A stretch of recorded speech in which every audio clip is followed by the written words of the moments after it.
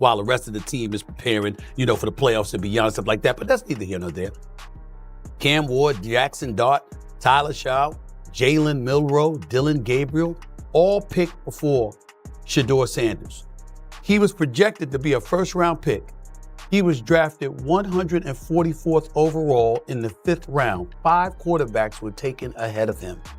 We all know this was about Deion. Shedeur Sanders' draft pick has stirred up major controversy across the NFL and social media, and things just got even more intense. Stephen A. Smith has stepped into the conversation with some bold claims and undisclosed details about what really happened behind the scenes during the draft. According to Smith, Shedeur wasn't picked earlier not because of his skills or stats, but because of who his father is. That's right, Stephen A. didn't hesitate to say that Shedeur's connection to Deion Sanders may have actually worked against him. This raises some serious questions. Was Shedeur unfairly judged just because he's Deion's son? Did NFL teams let personal bias cloud their decision making? Or is there something deeper happening that we're not seeing? Sound off in the comments. Was this about football or something else entirely? Let us know what you think. Create these stories and then attach them to a kid that ain't never done nothing wrong.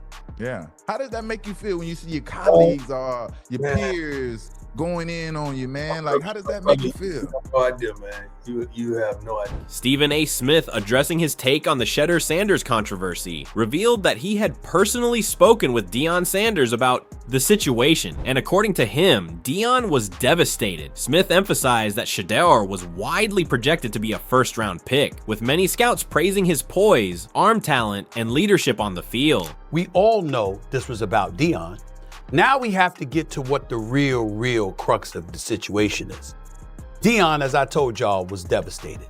When I came on the airwaves and talked about how devastating he was, and Molly knows this, I had not spoken to him at the time. I've spoken to him since. But despite those expectations, Shedeur ended up being selected as the 144th pick in the 5th round, something Stephen A. called outright wrong. He didn't mince words, making it clear that in his eyes, this wasn't just a miscalculation by teams. It was a reflection of something deeper and more troubling behind the scenes. Even though Deion Sanders came out publicly and showed his frustration with the system that allowed something like this to happen, Shedeur Sanders took a completely different approach.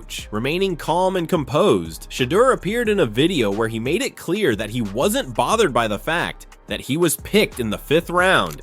I know there's a lot of rumors about the next level, and I can't see that. Instead of dwelling on the disappointment, he shifted the focus to his mission.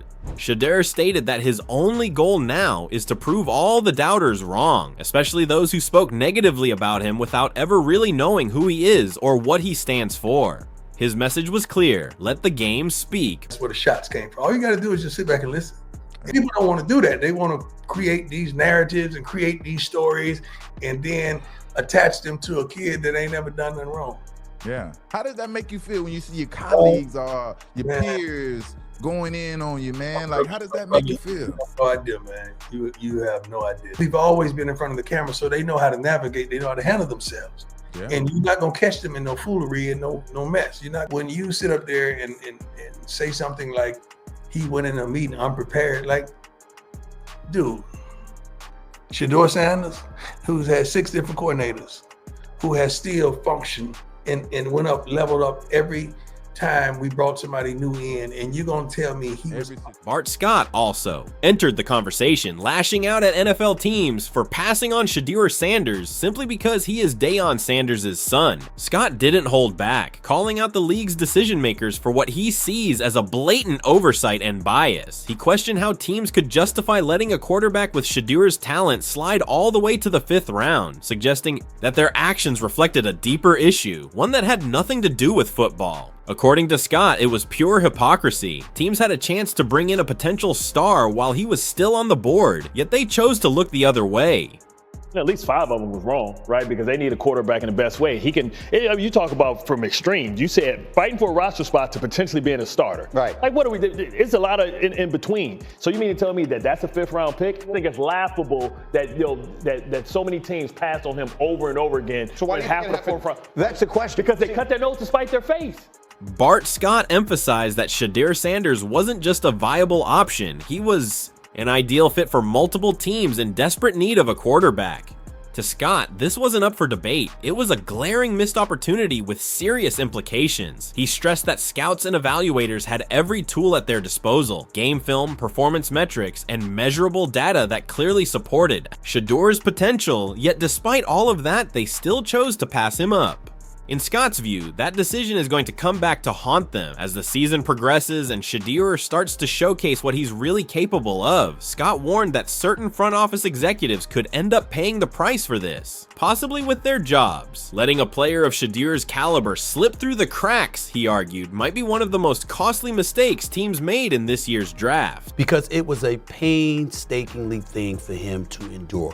To watch his son plummet, knowing it wasn't because of his abilities. And now, the tide seems to be turning in Shedeur Sanders' favor. The Cleveland Browns are reportedly setting the stage for him to become a serious contender for a starting role. Head coach Kevin Stefanski addressed the growing buzz around Shedeur during a recent press conference, and he didn't shy away from the topic. In fact, Stefanski hinted that Sanders might just get the nod to start in the Browns' first preseason game. That's right, the hype surrounding this young quarterback is no longer just talk. According to the coach, every snap in OTAs is being closely watched, and Sanders is very much in that conversation. We're evaluating everything, Stefanski said, making it clear that nothing is guaranteed, but that decisions are coming, and coming soon. The message: Shedeur's chance to prove himself on an NFL field may be closer than anyone expects. Especially depending on how he looks in the preseason, because basically what you're saying is that you don't have one.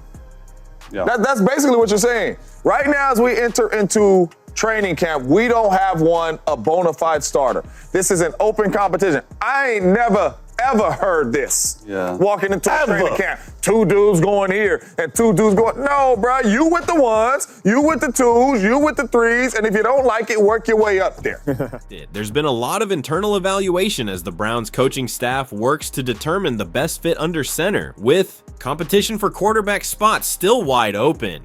While coach Kevin Stefanski stopped short of giving any definitive answers about who will take the lead, he didn't hide his admiration for Shedeur Sanders' work ethic and presence during OTAs. Stefanski praised Shedeur's commitment, discipline, and the way he's been handling high-pressure reps in practice. He confirmed that Sanders has been actively involved in recent 11-on-11 drills and will be back out there for the next session, including another round of 7-on-7 action.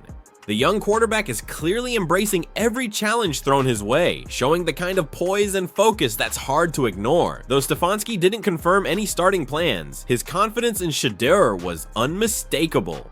We're going to keep challenging them, keep giving them different looks, and then we'll see who fits best, he said. It's clear Stefanski sees real potential in Sanders, maybe even wants him to rise to the top, but for now, the final decision remains under wraps.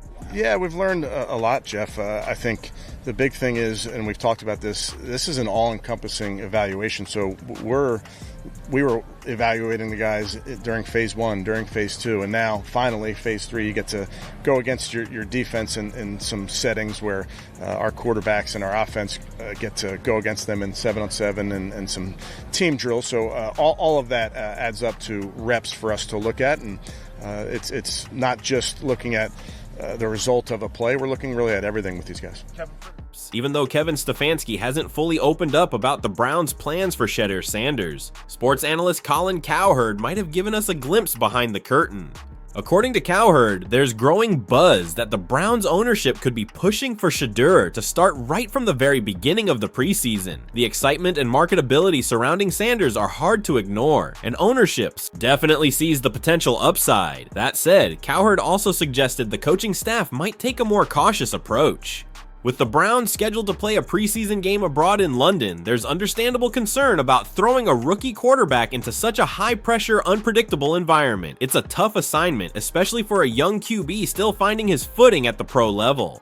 So while the ownership's enthusiasm is clear, the coaching staff may prefer to ease Sanders into the spotlight a bit more gradually. The real turning point, Cowherd adds, could come down to veteran quarterback Joe Flacco. If Flacco stumbles in his early starts, especially if mistakes begin to pile up, the door could swing wide open for Shedeur. But if Flacco holds steady and performs well, Sanders may need to stay patient just a little longer before getting his shot. It's a big ask. And so they stave off the owner for a week.